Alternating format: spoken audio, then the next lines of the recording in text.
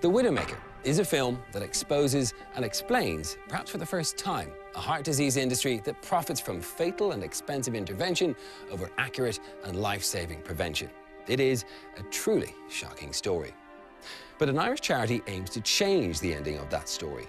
Irish Heart Disease Awareness plans to transform thinking in relation to heart attacks.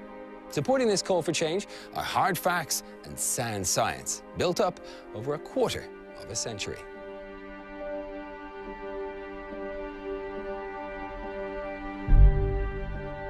Most cardiovascular disease could be detected much earlier with a simple, non-invasive and once-off calcification test.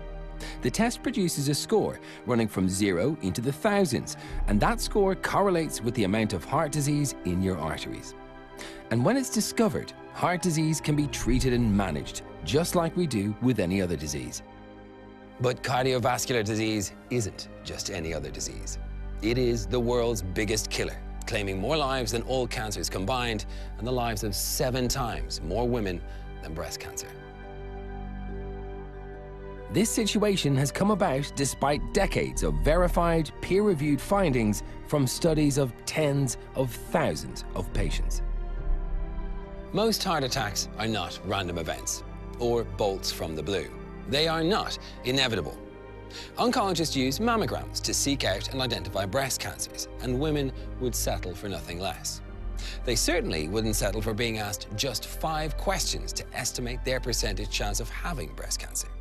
And yet, this is the approach taken when it comes to the heart. In cardiology, it seems it has to be a crisis before it's a problem. What we want to give you in this short film is a flavor of the overwhelming evidence that coronary artery calcium scoring tells you whether or not you have heart disease, because the calcification it detects only arises in diseased vessels. The hardest fact of all isn't disputed. There's a proven and powerful correlation between the presence of calcium in your arteries and your likelihood of a heart attack, which in a third of cases results in death. But the good news is that heart disease is detectable, measurable, and manageable, and lives, instead of being lost, can be saved. In 2007, a study published by the American College of Cardiology Foundation tracked the outcomes of more than 25,000 asymptomatic patients who were referred for coronary artery calcium testing.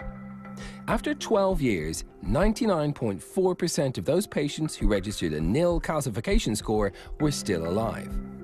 However, for those with high coronary artery calcium scores, over 1,000, the outcomes were dramatically different. Only 76.9% of these patients had survived. Between these two extremes were many patients who registered scores that were not yet dangerously high, but they now knew that their level of disease would need to be managed. The higher the calcium score, the higher the risk. In another study, over 44,000 asymptomatic patients were referred for coronary artery calcium testing and their mortality rates assessed. 45% of these registered a nil score, and 99.5% of them were still alive at the end of the study. So, research has established that the absence of calcification is good news for patients. But what about those people that do register high calcium scores? Well, in 2009, a review of 13 major studies was published covering over 85,000 patients. Its figures revealed that patients with calcification are 8 times more likely to have a cardiac event than those without. This echoed a study published in 2000 by the American Heart Association, which discovered that 70% of all cardiac events happened in the top 25 percentile of calcium scores in each age group. Many preventive cardiologists argue for a mindset shift when it comes to heart disease. Their passion is not based on gut, nor a hunch, nor intuition. It is based on evidence. In fact, an expert review on coronary calcium in 2008 concluded that overall, coronary artery calcium is a better predictor of events than all the other risk factors combined, since it measures actual disease. The review confirms that traditional Framingham score risk assessment still fails to identify many asymptomatic patients, until it's too late. The American Heart Journal published a study of over 136,000 people presenting at 451 hospitals after heart attacks. The study revealed that half of them had normal LDL cholesterol. And even for those that are identified, exercise stress tests or angiograms in asymptomatic patients may miss many of the most vulnerable cases because the artery blockages that the tests seek are not the cause of the majority of heart attacks or sudden deaths. 70% of heart attacks are instead caused by the sudden rupture of soft plaque. That's why so many asymptomatic patients go straight from just fine to dead. The real value of the calcification test is that it allows us to accurately detect whether or not there's actual disease in individual patients. Patients that might otherwise be inappropriately classified as middle risk by the Framingham population approach. And middle risk is where most heart attacks occur. People with high coronary artery calcium scores are immediately reclassified as high-risk patients. They learn that they have a time bomb ticking in their chest. It is natural, as we all get older, that our calcification score will grow. After all, heart disease is progressive. What is cause for particular concern is when your calcification score grows in excess of the average for your age. That's what the test tells you, that there's disease in your arteries.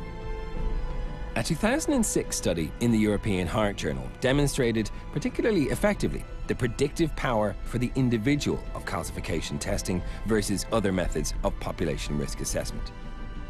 It studied over 10,000 asymptomatic patients and found that smoking doubled the risk of death due to heart attack. No surprises there. But the study also revealed that a non-smoker with a coronary artery calcium score in excess of 1,000 was 7 times more likely to die than a smoker with a score of 0. More than 20 major studies over 25 years have all added to the momentum behind calcium scanning as a strong predictor of future cardiac events. Together, they have accumulated irrefutable evidence that a high calcium score is bad news. It sounds almost too good to be true. So why would someone argue against the widespread adoption of calcium scores and persist with the old system? The critics will tell you that the scan involves radiation. It does, about the same amount as a flight to New York. The skeptics will also point to cost. A scan is expensive at €250. The IHDA asks if you'd readily spend €250 to know if your car might suddenly crash and kill you. Or would you rather pay €30,000 to €50,000 for a bypass or stent? That is, if you're lucky enough to survive a heart attack long enough to have the surgery. Critics will say that coronary artery calcium screening does not pinpoint vulnerable plaques. No, but it does identify the vulnerable patients. Like an iceberg, if you have calcified plaque above, you have dangerous soft plaque below. And knowing that would empower people to take control of their own health destiny. Finally, the skeptics will contend that it has never been proven that knowing your calcification score will change anything, that people won't act even if they learn that they have heart disease. Well, 2 major randomized studies demolish that line of argument. The Eisner trial, published in 2011, demonstrates how undergoing a calcium scan can be a powerful motivator. Those patients that learn their score, who are told that they have a disease and who are shown a picture of its impacts on their arteries, do take action. And what is seen is an association with superior risk factor control. Meanwhile, an analysis in the following year of the St. Francis Heart Study showed the benefits of medical therapy for those at high risk.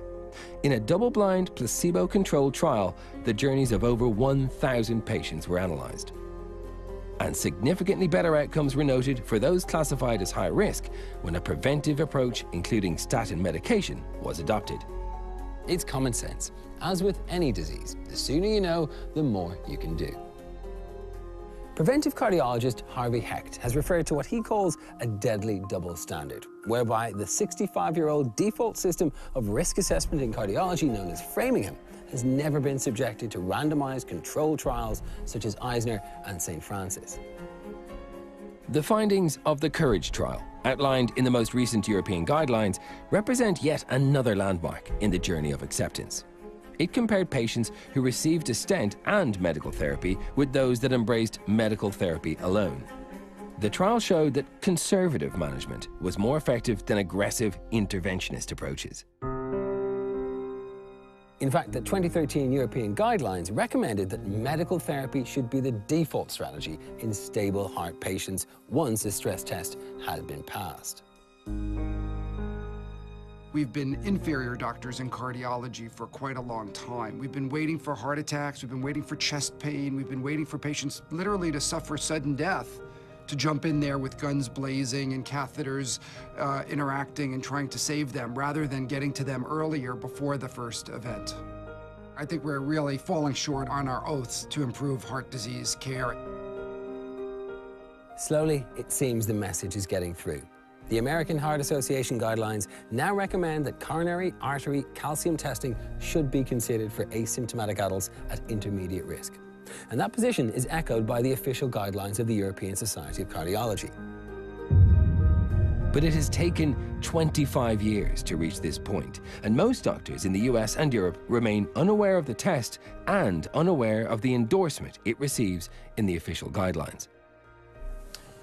The world continues to accept the scourge of cardiovascular death like an inevitable event, a deadly lottery. For 1/3 of its victims, their first symptoms are their last.